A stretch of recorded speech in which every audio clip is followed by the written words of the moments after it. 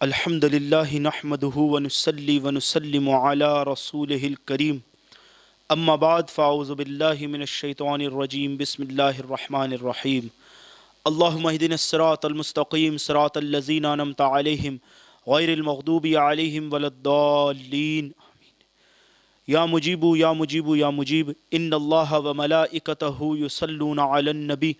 یا ایھا الذین آمنوا صلوا علیہ وسلموا تسلیما اللہم صلی علی سیدنا و مولانا محمد معدن الجود والکرم وآلہ وبارک وسلم۔ مصطفیٰ جان رحمت پہ لاکھوں سلام، شمع بزم ہدایت پہ لاکھوں سلام، جس سہانی گھڑی چمکا طیبہ کا چاند،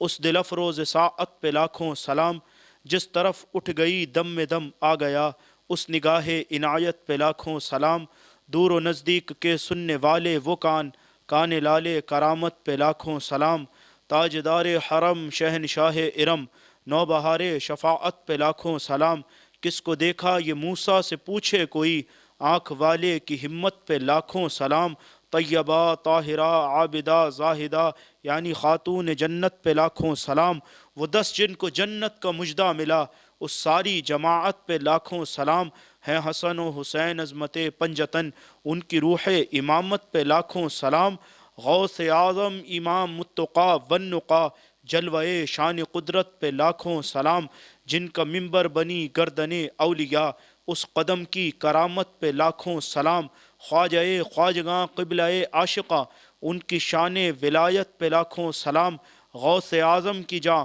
راحت عاشقاں، اس سخی کی سخاوت پہ لاکھوں سلام، تجھ کو حاصل ہوئی ہے سخی کی گلی، اے گدا تیری قسمت پہ لاکھوں سلام، ہیں انہی کے گدا سب انبیاء اولیاء، بحر جود و سخاوت پہ لاکھوں سلام، ہاں محشر میں جب ان کی آمد ہو اور بھیج سب ان کی شوکت پہ لاکھوں سلام، مجھ سے خدمت کے قدسی کہیں ہاں رضا، مصطفیٰ جان رحمت پہ لاکھوں سلام، شمع بزم ہدایت پہ لاکھوں سلام، صدق اللہ العلی العظیم و صدق رسولہ النبی الکریم الامین۔ رب العالمین جل شانہ کا بے حد شکر اور احسان کہ اس نے ہمیں جو ہے وہ اس مبارک مہینے میں جمع فرمایا۔ رب العالمین جل شانہ ہماری حاضری کو اپنی بارگاہ میں قبول و منظور فرمائے۔ رب العالمین جل شانہ سے دعا ہے کہ رب العالمین میری زبان پر کلمت الحق جاری فرمائے اور خالصتاً اللہ رب العزت کی رضا کے لیے رب العالمین ہمیں عمل صالح کرنے کی توفیق عطا فرمائے، دین سیکھنے سکھانے اور دین پر عمل کرنے کی توفیق عطا فرمائے۔ آج ہم جن عظیم ہستی کا ذکر کرنے کے لیے میں آپ کے سامنے حاضر ہوں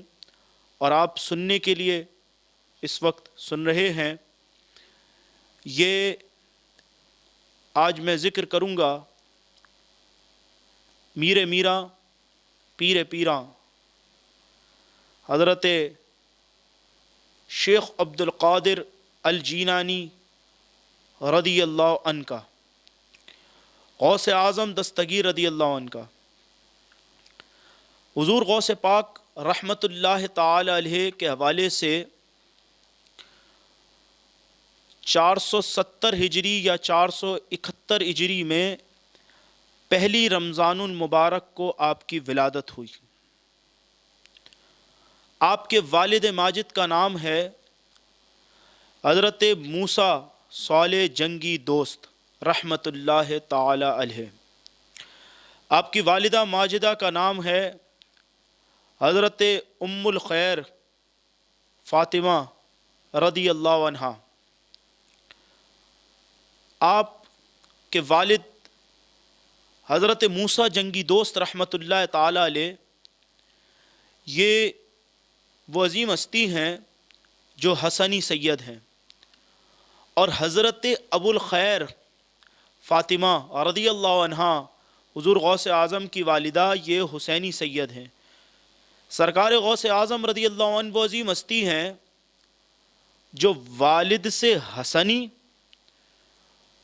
اور والدہ سے حسینی سید ہیں، تو آپ حسنی بھی ہیں اور حسینی بھی ہیں۔ آپ کے والد ماجد حضرت ابو صالح موسیٰ جنگی دوست رحمت اللہ تعالی علیہ، آپ کا نام ابو صالح موسیٰ اور جنگی دوست، یہ آپ کو اس لیے کہا جاتا کیونکہ آپ جہاد کرنے کے بڑے ہی شوقین تھے اور زیادہ تر جہاد میں اپنا وقت گزارنا چاہتے تھے۔ ایک روز آپ کو بھوک لگی ہوئی تھی کہ آپ نے دیکھا کہ پانی میں، یعنی دریا کے کنارے سے، دریا سے ایک سیب جو ہے وہ پانی میں چلتا ہوا آ رہا ہے، یعنی تیرتا ہوا آ رہا ہے پانی کی لہروں کے ساتھ۔ آپ نے وہ سیب اٹھایا اور اسے کھا لیا۔ جب کھایا تو ذہن میں یہ خیال آیا کہ یہ تو کسی اور کا ہوگا، اور میں نے بغیر پوچھے کسی کا سیب کھا لیا، یہ چوری کے زمرے میں تو نہیں؟ ڈر گئے خوف خدا کی وجہ سے، اور اللہ کے نزدیک وہی زیادہ بہتر ہے جس میں تقوی کی دولت زیادہ ہے، رب کا خوف زیادہ ہے۔ اب آپ جہاں سے پانی آ رہا تھا، چلتا ہوا پانی جو ہے اس کی لہریں آ رہی تھیں،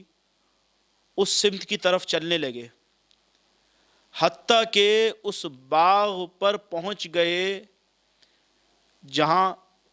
سیب کا باغ تھا۔ آپ سمجھ گئے اسی باغ سے سیب گر کر اس پانی میں آیا ہوگا۔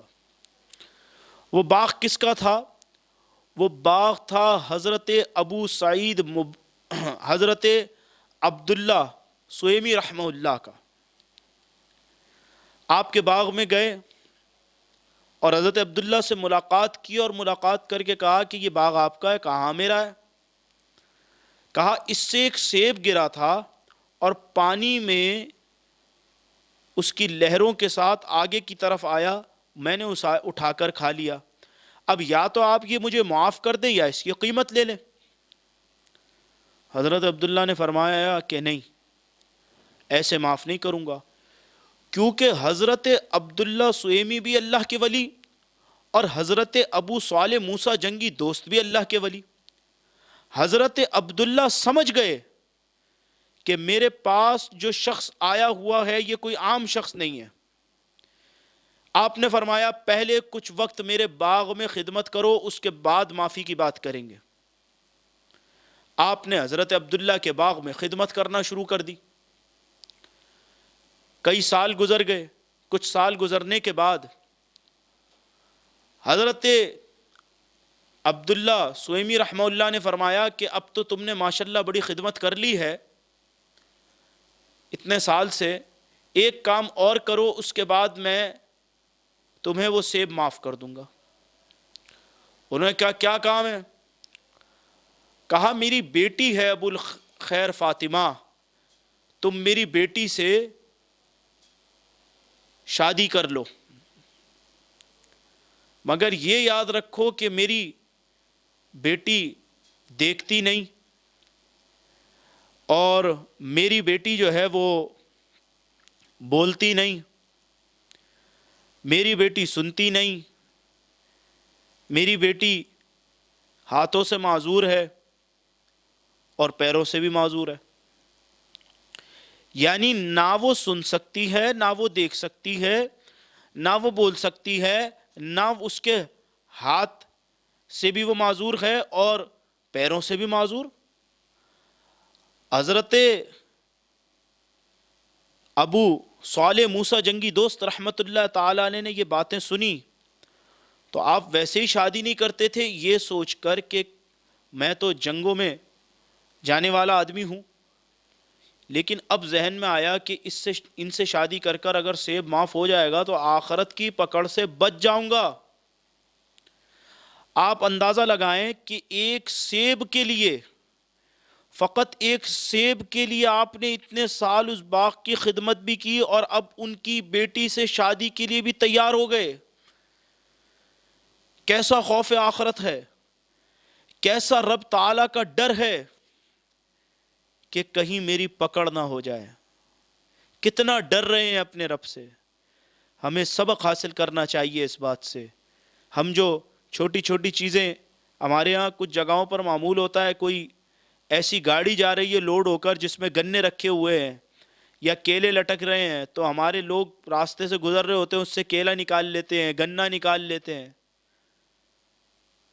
خوف خدا انسان کے دل میں ہونا چاہیے۔ کل کو اس گنے والے نے روز محشر پکڑا تو آپ کیا جواب دیں گے؟ حضرت ابو صالح موسیٰ جنگی دوست رحمت اللہ تعالی علیہ ہمیں یہی بتا رہے ہیں کہ خوف خدا دل میں رکھو اور محشر کے عذاب سے، قبر کے عذاب سے ڈرو، رب کی پکڑ سے ڈرو۔ بہرحال آپ شادی کے لیے راضی ہو گئے۔ اب جب شادی ہو گئی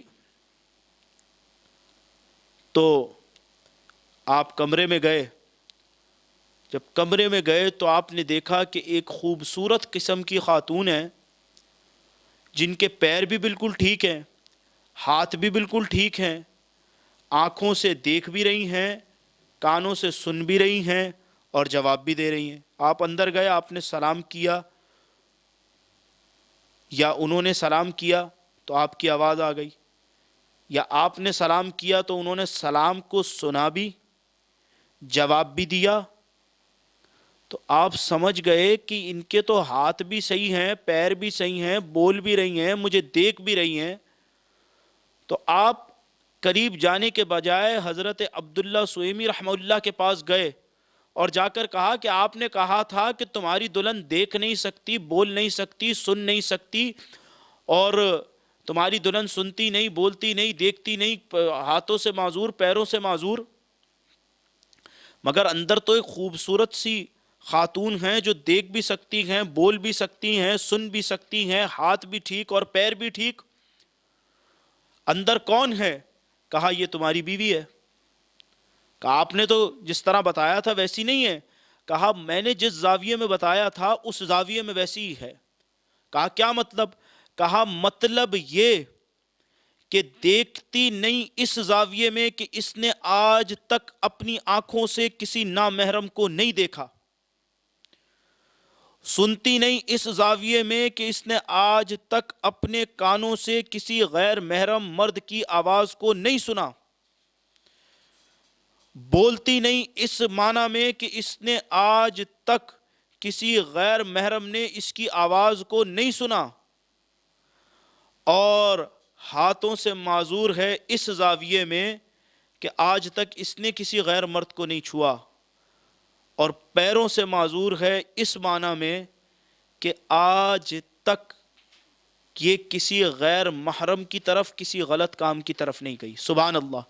اندازہ لگائے کتنی عظیم عورت ہیں جن کا پردہ ایسا ہو کہ جسے نہ کبھی کسی نامحرم نے دیکھا ہو، نہ کسی نامحرم نے ان کی آواز کو سنا ہو، نہ انہوں نے کسی نامحرم کو دیکھا ہو، نہ ان کی آواز کو سنا ہو، اور بیٹی بھی ایک ولی کی ہوں اور حسینی سید ہوں، اور جن سے شادی ہو رہی ہے وہ بھی ایسے کامل ولی کے ایک سیب کے خاطر سالوں حضرت عبداللہ سویمی کے باغ میں خدمت کی کہ وہ جو ایک سیب بغیر پوچھے کھا لیا تھا اس کی معافی مل جائے، اور اللہ رب العزت کے ناراضگی سے، اللہ کی ناراضگی سے میں محفوظ رہوں۔ تو جب ایسا کیا، جب، اور وہ مرد حسنی سید ہوں اور وہ خاتون حسینی سید، جب اللہ نے ان دونوں کا جوڑا بنایا تو ان دونوں کو ایسی عظیم اولاد پہلی رمضان 470 یا 471 ہجری میں عطا فرمائی، جن کا نام ہے حضرت محی الدین عبد القادر الجیلانی۔ جناب غوث اعظم گیلان میں پیدا ہوئے، اور گیلان میں پیدا ہونے کے بعد 20 سال تک اپنے نانا کے ساتھ باغ کی خدمت کرتے رہے۔ والد انتقال فرما چکے تھے، مگر ایک بات اور، جب غوث اعظم دستگیر رضی اللہ عنہ کی ولادت ہونے والی تھی نا، تو حضرت موسیٰ جنگی دوست رحمہ اللہ کو، ابو صالح موسیٰ جنگی دوست رحمہ اللہ کے خواب میں آقا علیہ الصلوۃ والسلام آئے، اور نبی پاک صلی اللہ علیہ وسلم نے فرمایا کہ ابو صالح موسیٰ جنگی دوست تمہیں مبارک ہو، تمہارے ہاں ہمارا بیٹا پیدا ہونے والا ہے۔ سبحان اللہ! یعنی حضور صلی اللہ علیہ وسلم جناب غوث اعظم سے کیسی محبت فرماتے ہیں کہ آپ فرما رہے ہیں کہ مبارک ہو تمہارے ہاں ہمارا بیٹا پیدا ہونے والا ہے۔ اور پھر اس کے بعد جب سرکار غوث اعظم کی ولادت ہوئی تو مشہور معروف بات ہے کہ پیدا ہوتے ہی آپ نے روزہ رکھا، یعنی جس وقت افطار کے وقت سے سحری کے وقت تک کا جو وقت ہوتا، اس میں آپ اپنی ماں کا، والدہ کا دودھ نوش فرماتے، مگر سحری کا وقت ختم ہونے کے بعد سے افطار کے وقت تک آپ دودھ نوش نہ فرماتے، حتیٰ کہ یہ بات مشہور ہو گئی کہ ایک ایسا بچہ پیدا ہوا ہے جس نے پیدا ہوتے ہی روزہ رکھا ہے۔ اور جب یہ مسئلہ بھی درپیش آیا کہ چاند 29 کا ہے یا 30 کا، تو سب نے مشورہ دیا کہ جا کر اس بچے کو دیکھو، کیونکہ چاند نظر نہیں آ رہا تھا بادلوں کی وجہ سے صحیح سے، تو کہا اس بچے کو دیکھو، اگر اس نے روزہ رکھا ہے، وہ نہیں کھاتا پیتا، تو اس سے مراد یہ ہے کہ روزہ ہے، اور اگر وہ کھا پی رہا ہے تو اس سے مراد یہ کہ روزہ نہیں ہے۔ اور پھر غوث اعظم کو دیکھ کر انہوں نے فیصلہ کیا۔ اندازہ لگائیں اس بات کا کہ آپ پیدائشی اللہ کے ولی ہیں، پیدائشی۔ اور صوفیاء نے، ایک بہت بڑے بزرگ علیہ رحمہ نے اس بات کو لکھا کہ اللہ کے ولی کی 4 اقسام ہوتی ہیں۔ ایک اللہ کا ولی وہ ہوتا ہے جس کو پتا ہوتا ہے میں اللہ کا ولی ہوں، عوام کو پتہ نہیں ہوتا، اللہ لوگوں کو نہیں بتاتا کہ یہ میرا ولی ہے، لوگوں کے دلوں میں بات نہیں۔ ایک اللہ کا ولی ایسا ہوتا ہے جس کے لیے اللہ لوگوں کے دلوں میں ڈال دیتا ہے یہ میرا ولی ہے، لیکن اللہ اس کو خود کو اس کے مقام سے جو ہے وہ غافل رکھتا ہے، وہ سمجھتا ہے کہ میں اللہ کا ولی نہیں ہوں، ہوتا وہ اللہ کا ولی ہے۔ تیسرا وہ کہ جو خود بھی نہیں جانتا میں اللہ کا ولی ہوں، اور لوگ بھی نہیں جانتے وہ اللہ کے ولی ہیں۔ اور چوتھے وہ ہوتے ہیں کہ جو خود بھی جانتے ہیں ہم اللہ کے ولی ہیں،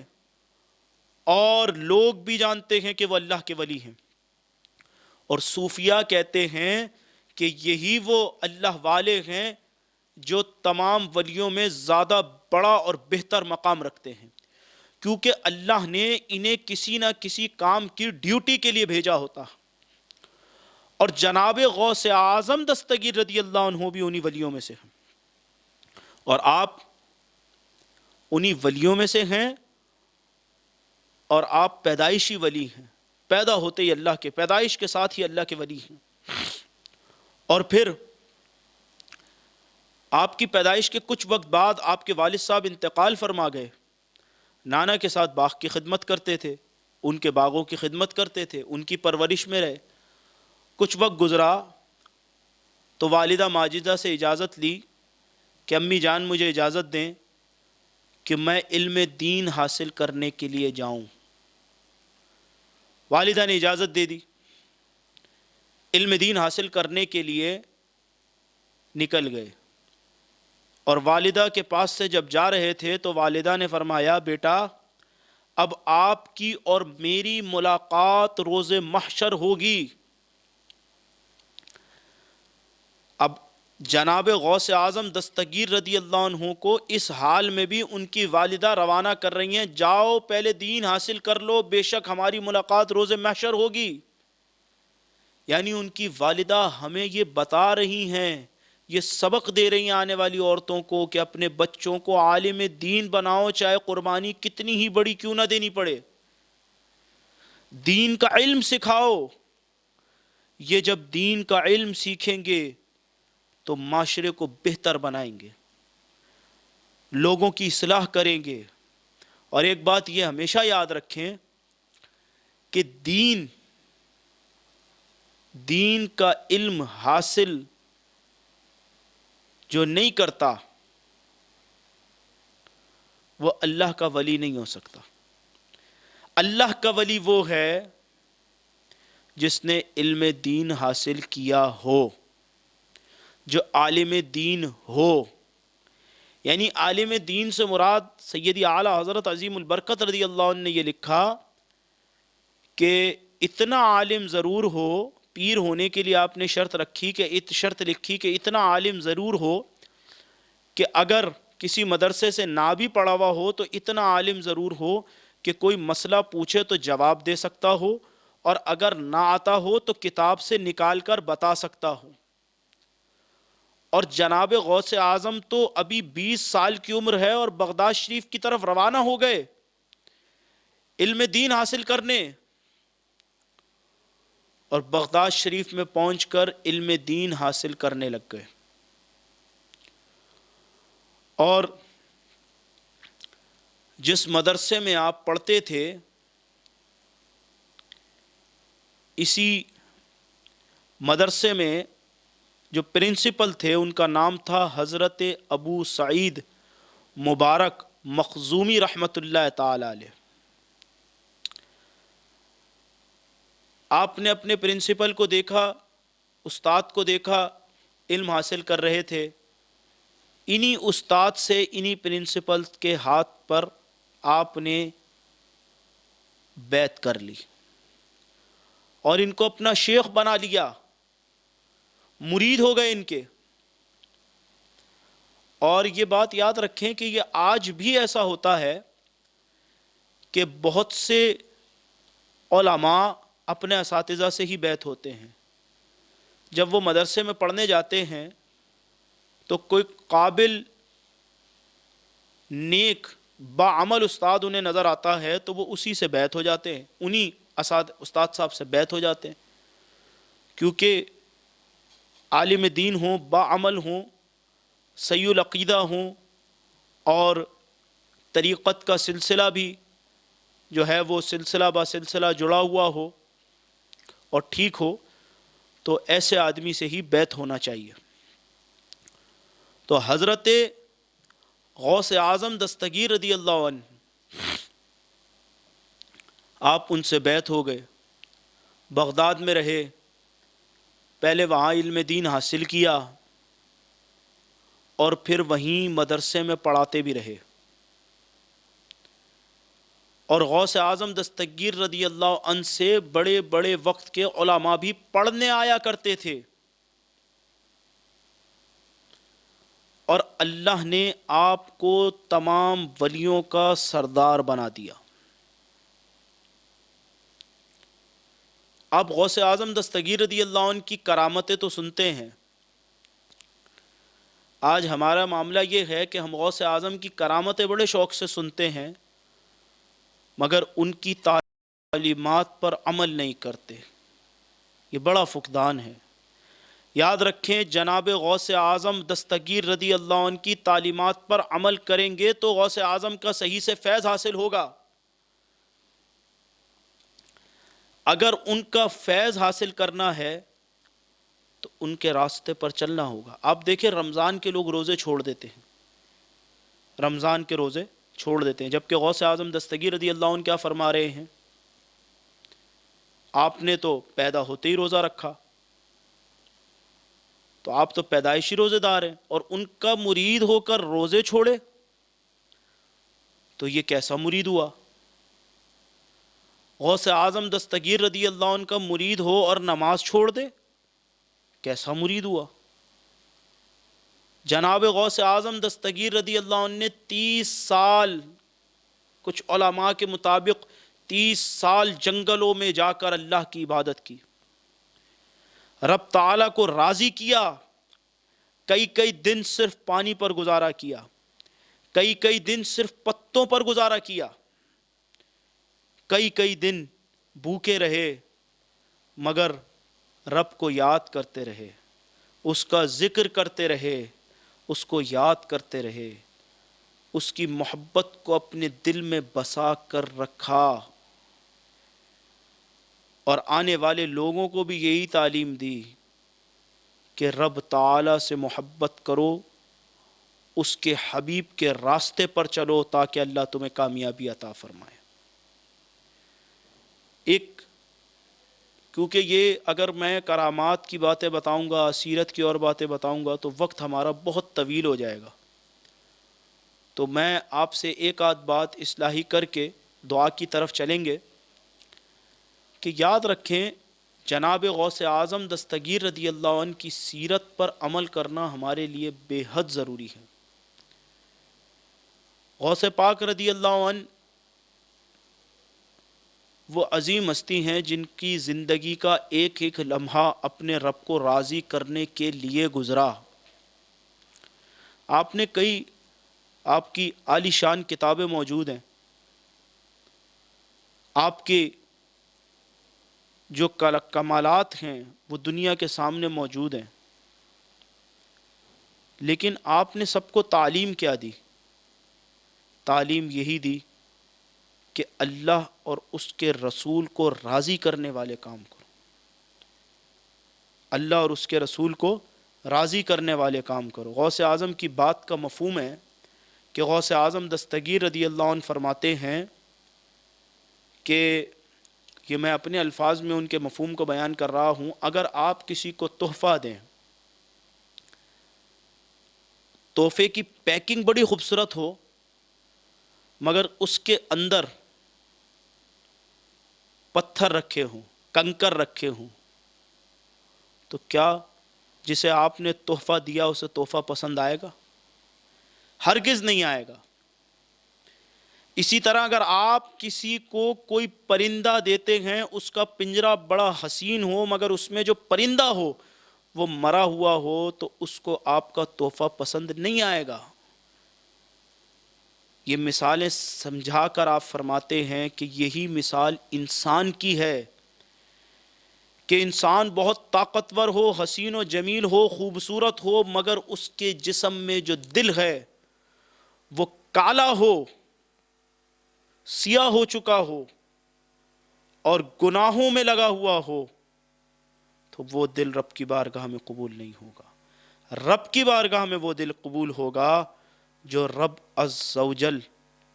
جل شانہ کی یاد سے ہمیشہ معمور رہا ہوگا۔ رب العالمین ہمیں سرکار غوث اعظم کی سیرت پر چلنے کی توفیق عطا فرمائے۔ الحمدللہ رب العالمین والعاقبۃ للمتقین والصلاۃ والسلام علیک یا رسول الکریم۔ یا اللہ رسول اللہ کے صدقے، غوث اعظم رضی اللہ عنہ کے صدقے، ہمارے مرشد سیدنا سخی عبدالوہاب شیلانی ان کے شہزادگان کے اور تیرے پیاروں کے تمام پیاروں کے صدقے ہمارے گناہوں کو معاف فرما دے، ہم سب سے راضی ہو جا، تمام نیک جائز حاجات پوری فرما، دنیا آخرت میں کامیابیاں عطا فرما، غوث پاک سخی سخی شہزادوں کے فیض سے مالا مال فرما۔ یا مجیب یا مجیب یا مجیب، حسبنا اللہ، الصلاۃ والسلام علیک یا رسول اللہ، حسبنا اللہ ونعم الوکیل، نعم المولا ونعم النصیر، سبحان ربک رب العزۃ عما یصفون وسلام علی المرسلین والحمد للہ رب العالمین، بحق لا الہ الا اللہ محمد رسول اللہ صلی اللہ علیہ وسلم۔